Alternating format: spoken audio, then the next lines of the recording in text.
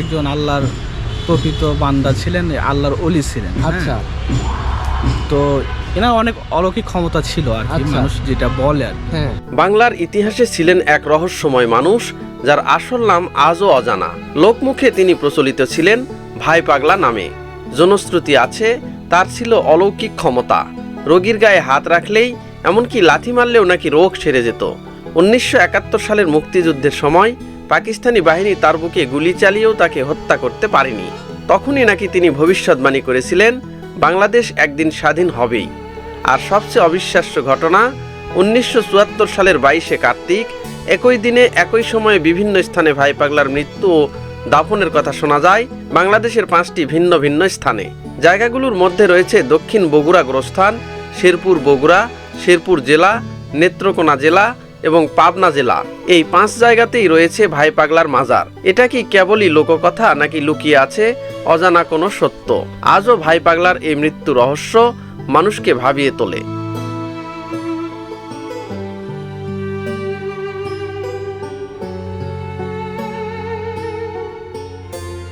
Viewers, আমি এখন যে জায়গায় দাঁড়িয়ে আছি, মূলত এটাই হচ্ছে যে ভাই পাগলার যে কবরটা রয়েছে, সেই কবরটা কিন্তু এখানে। সেই কবরকে কেন্দ্র করেই তার কিছু অলৌকিক যে জীবন বৃত্তান্ত, এটা শুনেই এই জায়গাটার নামই কিন্তু হয়ে গেছে যে ভাই পাগলার মাজার। ওনার নাম ছিল ভাই পাগলা, তার কবর এখানে আছে। সেই কবরকে কেন্দ্র করে এখানে একটা মাজার নির্মাণ হয়ে যায় এবং তারপর থেকে কিন্তু এই জায়গাটা ভাই পাগলার মাজার নামে পরিচিত। আর সবচেয়ে বড় যে কথা, এই মাজারকে কেন্দ্র করে এই যে আমার পিছনে দেখেন, এখানে কিন্তু আবার একটা গোরস্থানও রয়েছে। তো এই জায়গাটা একদম বগুড়া সদরেই ঠনটনিয়া নামক জায়গায়, ঠনটনিয়া ভাই পাগলার মাজার নামে খ্যাত। তো এই যে ভাই পাগলা যিনি এখানে শায়িত হয়ে আছেন, তার কিন্তু বিশেষ কিছু অলৌকিক গুণ রয়েছে। তিনি একদিনে একসাথে 5টি জায়গায় মৃত্যুবরণ করেন এবং 5 জায়গায় তার জানাজা অনুষ্ঠিত হয়। এছাড়াও তার কিছু অলৌকিক যে কাহিনীগুলো রয়েছে, সেটা হচ্ছে যে তিনি যদি কোনো অসুস্থ মানুষের গায়ে যদি হাত বুলিয়ে দিতেন, সেই অসুখ থেকে তিনি আরোগ্য লাভ করত।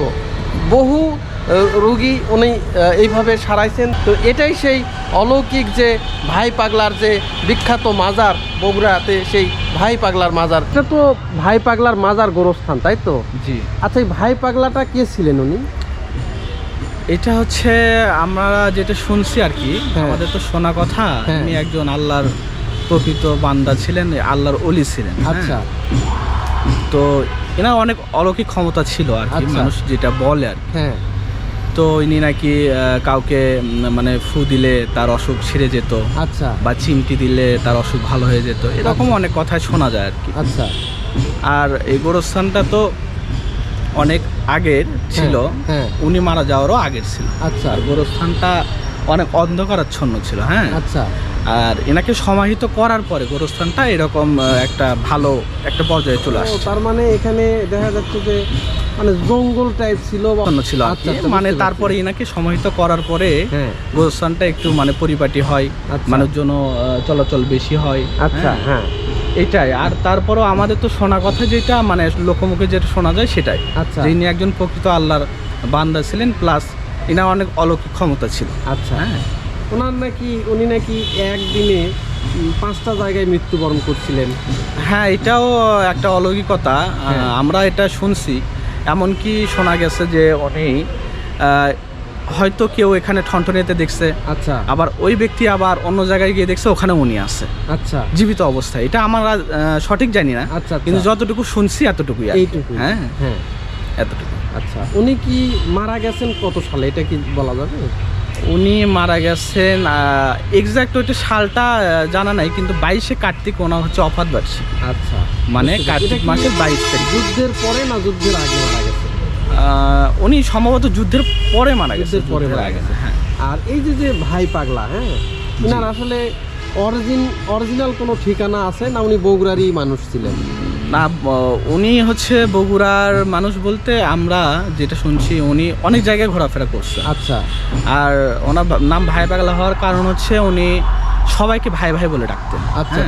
ওনার অরিজিনাল নাম কেউ জানতো না। আচ্ছা। ওই জন্য ভাই ভাই বলার কারণে তার নাম ভাই পাগলা দেওয়া। ভাই পাগলা। এবং চাল চলনও নাকি এই ধরনের পাগল টাইপ ছিল। হ্যাঁ, মানে শোনা কথা যেটা উনি সবসময় পোশাক তেমন পছন্দ করতেন না, সালা টালা পরে থাকতেন। আচ্ছা হ্যাঁ, একটু পাগল টাইপের ছিল। আচ্ছা, কিন্তু মানুষ নাকি ওনার কাছে অনেক রোগ নিয়ে আসলে সেগুলো ভালো হয়ে যায়। ভালো হয়ে গেল। হ্যাঁ, আমি এখন একদম ভাই পাগলার মাজার যে গোরস্থান রয়েছে তার গোরস্থানের একদম মাঝখানে দাঁড়িয়ে রয়েছি। দেখেন এখান থেকে যত দূর চোখ যাচ্ছে শুধু কবর আর কবর। প্রচুর পরিমাণের লোকদেরকে এখানে কবর দেওয়া হয়। তো শোনা হচ্ছে যে একটা কবরের উপরে কিন্তু আরও অনেক কবর এখানে দেওয়া হয়েছে। একদম দেখেন অনেক বড় একটা গোরস্থান কিন্তু এটা। এখানে কিন্তু শত শত কবর রয়েছে, প্রচুর কবর এখানে দেওয়া হয়েছে। এটা বগুড়ার একটা প্রসিদ্ধ এবং অনেক বড় গোরস্থান কিন্তু এটা। ভিউয়ার্স দেখেন, এটা একদম কবরের মাঝখানে একটা ছাউনির মতো করা হয়েছে। তো যাদের কবর এখানে দেওয়া হয় তারা কিন্তু কবর দেওয়ার পরে এখানে এসে একটু আত্মীয় স্বজনদের সাথে একটু গল্প গুজব করে। তো সেই ধরনের একটা বসার একটা জায়গা এখানে করে দেওয়া হয়েছে। আবার কবরের যে খাটিয়াগুলো রয়েছে সেই খাটিয়াগুলো কিন্তু এখানে রাখা হয়েছে।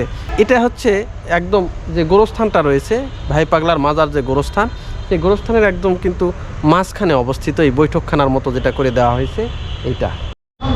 আচ্ছা, এই যে এখানে যে ভাই পাগলার যে মাজারটা রয়েছে, হ্যাঁ, এই ভাই পাগলাটা কে এবং এখানে ভাই পাগলাকে ঘিরে কি কি হয় একটু বলেন তো। এটি হ্যাঁ, মানুষ মারা যায়, আচ্ছা, তারপর হলো মানুষ মারা যাওয়ার পরে মাটি হয়, মাটি হওয়ার পরে আমাদের না খাওয়া দাওয়ার আয়োজন করে। আচ্ছা, রোববার, শুক্রবার, শনিবার, রবিবার, সোমবার, হ্যাঁ, মঙ্গলবারের দিকে আমরা নিয়ে চলে যাই। আচ্ছা। এই যে ভাই পাগলা, ওনার নাম কি ভাই পাগলা না অন্য কিছু নাম? ভাই পাগলায় নামই ওটা? হ্যাঁ, ও, প্রতি শুক্রবার ওনার নাকি শনিবার হয়। অলৌকিক ক্ষমতা ছিল। হ্যাঁ, আমি একটা চাকরি করছি তো শুনি, আর এক একজন এক এক কথা বলে, কিন্তু আমাকে তো দেখা কথা না, না, ওই জন্য আমরা ওটাই শোনা কথাই হ্যাঁ। একজন কি বলে সেটা যদি একটু বলতে। দুই একজন বলে যে ভাই বাংলা এখানে ছিল, এখানে থাকে, হ্যাঁ, মনে করতে থাকতে থাকতে মনে করেন যে এখানে মারা গেছে, এখানে তাক দাফন দিছে। আচ্ছা, কত বছর আগে দিতে কি সমস্যা ছিল আমাকে জানা নেই। আচ্ছা, বা লোকটা খুব ভালো ছিল, হ্যাঁ, মনে করো যে একক ফু ফাঁস দিচ্ছিল, হ্যাঁ। ঝাড়া ফেঁকার দিচ্ছিল, ঝাড়া ফেঁকার দিলে বলে তারা ভালো হচ্ছিল, আচ্ছা। একটা চর মারেও ভালো হচ্ছিল, এরকম নানান জন নানান কথা বলে, এটা আমরা শুনি, আচ্ছা, আচ্ছা। এই শোনা কথা, কিন্তু আমাকে কোনো কিছু দেখা না, কিছু জানা না।